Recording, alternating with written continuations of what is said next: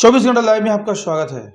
वर्तमान में पूरे देश में भगवा का जो प्रचलन जिस तरीके से बढ़ रहा है, लेकिन बंगाल कहीं ना कहीं इन सब से अछूता रह गया। Akrit enterprise, Ghoshpara road, Shri Krishna cinema के पास, जंगल।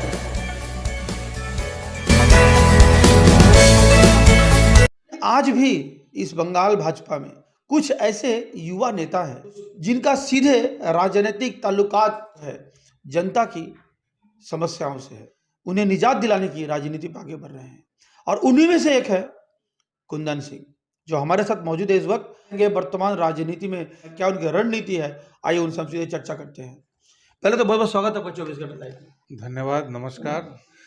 अगले साल ही लोकसभा चुनाव होने हैं और इस साल पंचायत चुनाव की भी एक आगाज है बंगाल में। इस वक्त आप लोग किस स्ट्रैटेजी को लेकर चल रहे हैं? देखिए, जो विरोधी दल के नेता है शुभेंदु अधिकारी, और जो उनका जो भी आरोप है, एक भी आरोप को खारिज किया जा सकता है।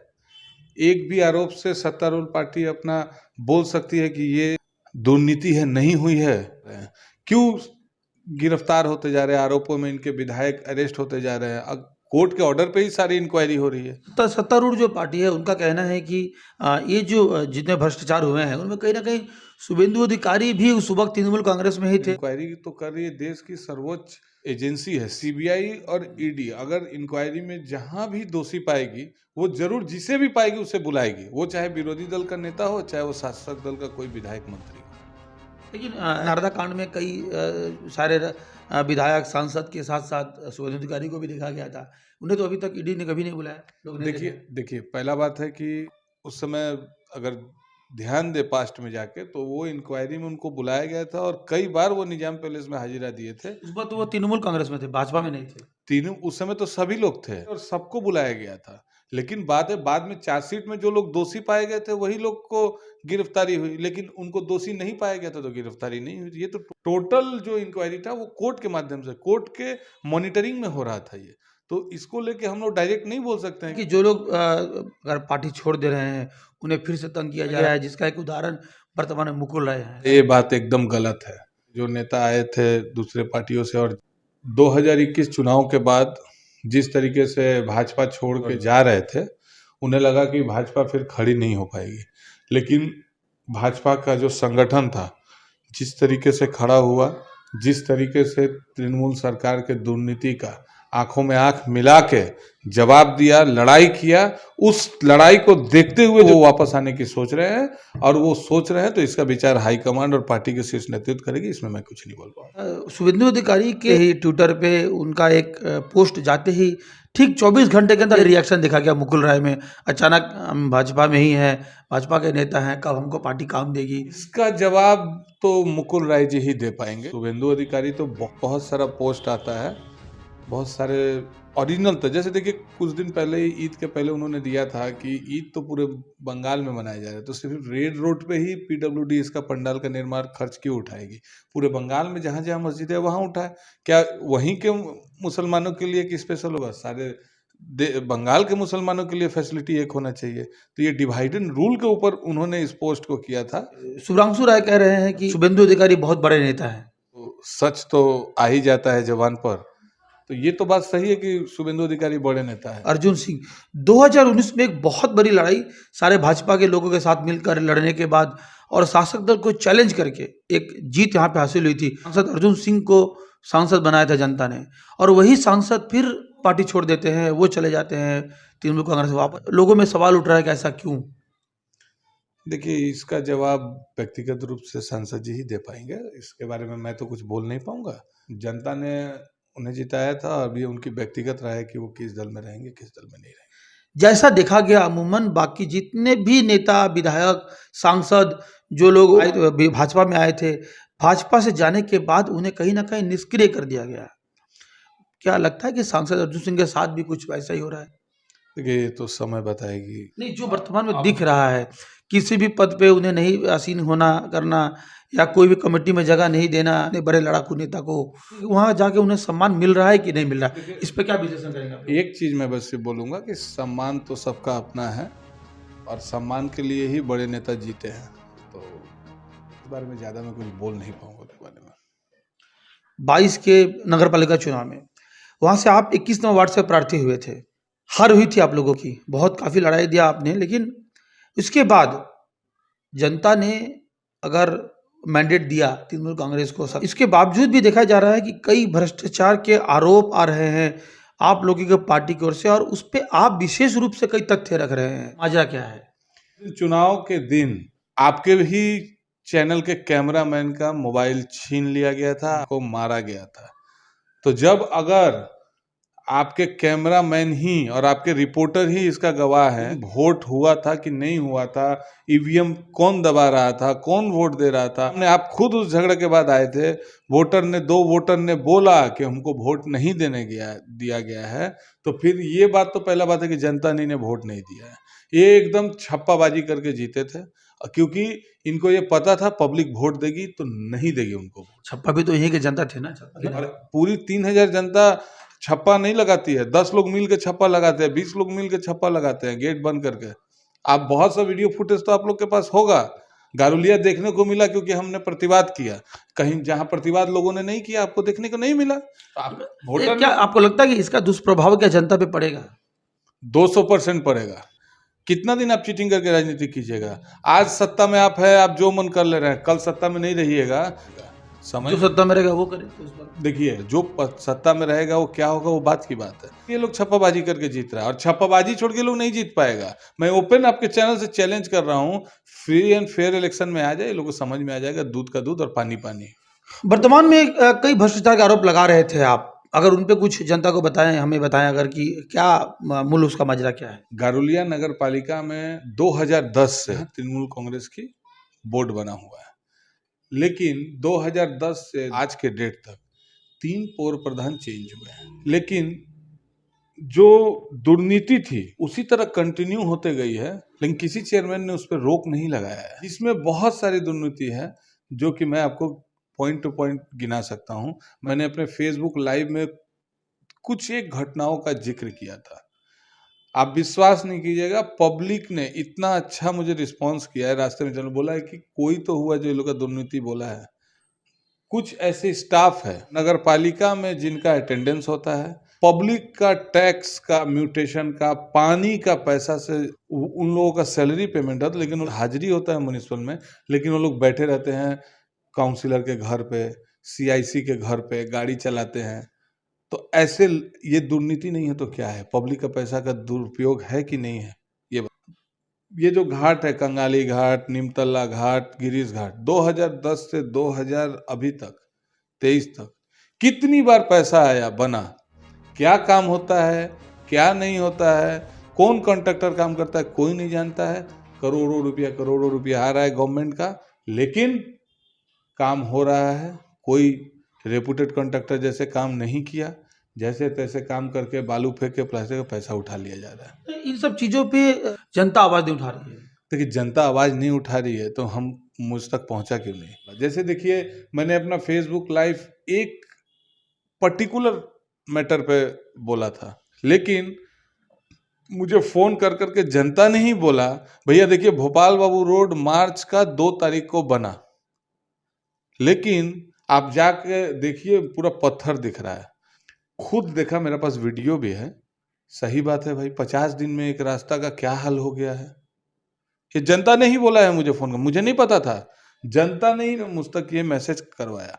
जनता ने ही मुझे बोला कि भैया बॉडी जल गया है शमशान में, 2000 रुपया नहीं मिला, 4 महीना हो गया।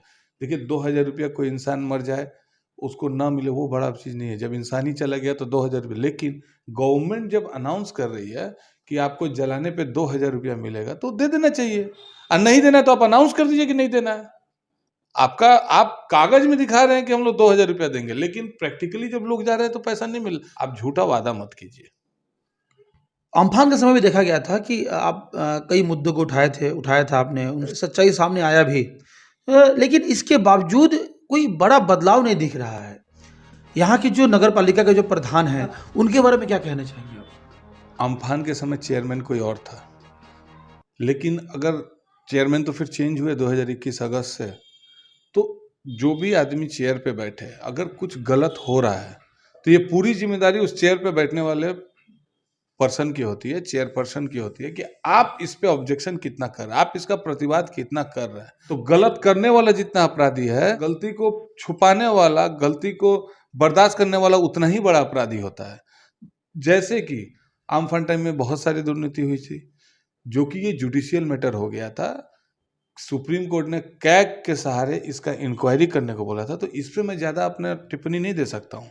लेकिन दुर्नीति तो हुआ था, आपके चैनल पे ही तो मैंने प्रूफ दिया था कि जाइए ये घर देखिए, 3 तल्ला घर है, उसको 20,000 रुपया मिला है। ये देखिए लेनिन नगर में दिया था, ऑक रोड में दिखाया था, आप गए भी थे, सबने आपका सामने माफी भी मांगा था। तो मैं जब तक तथ्य नहीं रहता है ना, नहीं बोलता हूँ। आप भी आरोप लगा रहे हैं यहाँ पे जो पूर्व विधायक रहे हैं नवापारा के, और 2010 साल से नगर पालिका का संचालन उन्होंने किया है लगभग 2019 तक। तो इतने समय तक रहने के बाद फिर उन पे भ्रष्टाचार का आरोप लगना, ये क्या साबित करता है? नहीं देखिए, जब जागो तब सवेरा। जब जब तथ्य मिल रहा है मैं बोलूंगा। कौन क्या है, कौन कब था, उससे मुझे मतलब नहीं है। 1 महीना पहले जो रास्ता ढलाई हुआ है, वो रास्ता का कंडीशन आप वीडियो में देख लीजिए। तो मैं आज के भी चेयरमैन के विरोध में बोल रहा हूँ, उस समय जो था उसके भी विरोध में बोलूंगा। जो आदमी गलत किया है उसका मैं खुल के विरोध करने के लिए तैयार हूँ, और लड़ाई और आंदोलन के लिए भी तैयार हूँ। नवापारा की बात करें, हम अगर बीसपुर की बात करें, तो इन दोनों में जगह जो विधायक थे आप, और तृणमूल में रहने के समय भी विधायक थे, और भाजपा में आने के बाद भी उन्हें टिकट पार्टी ने दिया, आपकी पार्टी ने टिकट दिया, और ये लोग हार गए। क्या लगता है कि इन हार का भ्रष्टाचार से कोई संपर्क है? देखिए, विधानसभा और लोकसभा जो भी चुनाव होते हैं, ये पूरे राज्य का चेहरा देख के होता है। व्यक्तिगत चेहरा भी कुछ लोगों का काफी खराब था, ये तो आप भी देखे हैं। तो कैंडिडेट जो थे उस समय पार्टी को जनता ने नकारा है। विदाई जो पौरसभा के जो चेयरमैन थे यानी संजय सिंह, उनके ऊपर भी बहुत सारे आरोप लगा रहे हैं आप।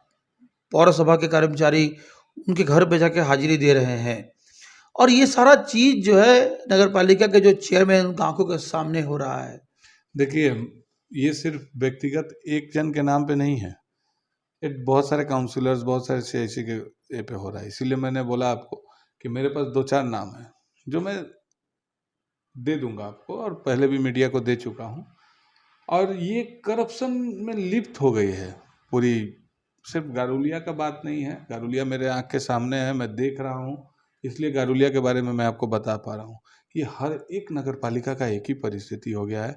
कहीं स्टाफ का है, तो कहीं टेंडर दुर्नीति है, कहीं वैकेंसी दुर्नीति है, कुछ ना कुछ हर जगह मतलब लगा हुआ है। 100% नहीं बोलूँगा, कुछ लोग कहीं कहीं ईमानदार होते हैं, लेकिन मैक्सिमम आप देखिए कि दुर्नीति में लिप्त है, करप्शन में लिप्त है, जिसके कारण आज बंगाल इतना पीछे पीछे होते चला जा रहा है। 1 साल बाद फिर से लोकसभा चुनाव होना है। बैरकपुर लोकसभा की बात करें तो क्या लगता है आपको कि आप लोग के पास, पार्टी के पास ऐसा कोई चेहरा है जिससे आप लोग फिर लड़ाई कर पाए आने वाले समय में 24 को, फिर आप लोग हासिल कर पाए सीट को दोबारा? क्या भाजपा बरकरार रख पाएगी अपने हाथ? देखिए, चुनाव तो पूरे बंगाल और पूरे देश में होगी, स्पेशली बैरकपुर तो होगी नहीं। पार्टी का जो कमल फूल है, नरेंद्र मोदी का जो चेहरा है, उसी के ऊपर पूरे बंगाल में और पूरे देश में चुनाव होगी। और उस सिंबल को देख के और नरेंद्र मोदी का चेहरा देख के ही लोग वोट देंगे। मतलब बेबाकी से जो राजनीति कर रहे हैं आप, जनता की समस्याओं को सीधे उजागर कर रहे हैं, उठा रहे हैं, और विशेष करके अगर देखा जाए तो जिन लोगों के विरुद्ध में आप ज़्यादा बोल रहे हैं वो कहीं ना कहीं आपके पारिवारिक संपर्क में ही आ रहे हैं। तो क्या ऐसा है कि कोई व्यक्तिगत विवाद निकाल रहे हैं आप? व्यक्तिगत विवाद क्यों निकालना है? मेरा संग किसी का कोई संपर्क नहीं है। आज का डेट में मैं आपको बता दूं, किसी तरीके का कोई संपर्क नहीं है, पहला चीज़। और दूसरा चीज़ ये है कि जितना मैंने आपको आरोप लगाया है, ये आरोप अगर गलत होगा, चाहे हवा में लोग बात कर देते हैं, अगर होगा तो आप आके हमसे बोलिए, जैसे हम आपको आज आरोप लगा रहे हैं उसी तरीके से मैं माफ़ी भी मांगूंगा। मैं कोई व्यक्तिगत आरोप में नहीं जा रहा हूँ। मैं पब्लिक का जो है समस्या है, पब्लिक का जो शिकायत है, वही बात बोल रहा हूँ। मैं तो शुरू किया था एक चीज़ से, और जब मैं रास्ते पे निकल गया तो लोग अपने आप जुड़ना चालू हो गए हैं, कंप्लेन सुनना चालू हो गई है। आप बताइए ना, एक कम्युनिटी टॉयलेट का एक प्रोग्राम आया हुआ है, हमको तो पता नहीं था। अब देखिए, हर वार्ड में दिया गया है। 18 नंबर वार्ड में पहले से ही कम्युनिटी टॉयलेट था। पुराना टॉयलेट को तोड़, नियम है कि नया जगह पे बनाना है, लेकिन पुराने टॉयलेट को ही तोड़ के फिर से वही पुराने ईटा को लेकर नया का पैसा ले लिया जाएगा। तो ये तो एक करप्शन ही है ना। मैंने नहीं बोला है, ये पब्लिक बोल रही है। पब्लिक को जाके छुपाइए। पैसा कमाने के लिए जो नगर, मैंने जिस दिन छप्पा हो रहा था 27 फरवरी 2022, आपके ही चैनल, बहुत सारे चैनल थे, मैंने बोला था कि काउंसिलर का मतलब कॉन्ट्रैक्टर हो गया है, और वही चीज हो रहा है। काउंसिलर सिर्फ कॉन्ट्रैक्टरी करने के लिए ही लोग कर रहा है। सुख सुविधाएं नगर पालिका से जितना ले सके उसी लिए कर रहा है, पब्लिक सेवा के लिए नहीं कर रहा है। पब्लिक सेवा तो हम लोग करते हैं। हम लोग रेसिडेंशियल देते हैं, कास्ट सर्टिफिकेट देते हैं, ब्लड कार्ड देते हैं, हॉस्पिटल भर्ती कराते हैं। कितने लोग को भर्ती कराए हैं लोग, कितने लोगों को भेजे। लोग जाते तो बोलते हैं हमसे तो नहीं होगा, हमारा परिचय नहीं है। लोग मेरे दरवाजा पे आते हैं काम कराने के लिए, और हम नहीं, मैक्सिमम कोशिश करते हैं काम कर देने का। ये लोग, काउंसलर का मतलब ही कॉन्ट्रैक्टर हो गया था। और दूसरा चीज, मेरा कोई व्यक्तिगत किसी से कोई ये नहीं है। जो मेरा इल्जाम है, जो दुर्नीति का जो चार्जेस में लगा रहा हूँ, एक भी बात अगर प्रमाण अगर ये लोग गलत करने पाए तो मैं माफी मांग लूंगा। अगर मैंने बोला है कि कुछ लोग का हाजिरी होता है और काम करते हैं कुछ नेताओं के घर पे, तो आप इंक्वायरी कीजिए। अगर आपको लगे कि गलत बोल रहे हैं तब बोले। पब्लिक बोलेगी कि ये सही बोल रहे हैं, मैं नहीं बोलूंगा। नगर पालिका खुद आपको बोलेगी कि ये सही बोल रहे हैं। कोई आवाज उठाने का हिम्मत नहीं जुटा पा रहा था, लेकिन हम इस चीज को लेके आगे बढ़े हैं और बढ़ते रहेंगे, बोलते रहेंगे, पब्लिक के पास पहुंचाते रहेंगे इस बातों को कि देखिए ये हो रहा है। क्योंकि इसलिए बोलेंगे कि राज्य सरकार इस सब का पैसा नहीं दे रही है, सैलरी नहीं दे रही है। ये सैलरी साधारण पब्लिक, जो पानी का tax, property tax, mutation fees जो जमा होता है नगर पालिका में, उसी से इन लेबरों का पेमेंट होता है, जनरल फंड से। और ये पेमेंट लेंगे हम लोग का, साधारण पब्लिक का पैसा से। और मजा करेगा तृणमूल कांग्रेस का नेता लोग अपना घर में काम करा क्या, बोलेगा मेरे पास 5 नौकर है।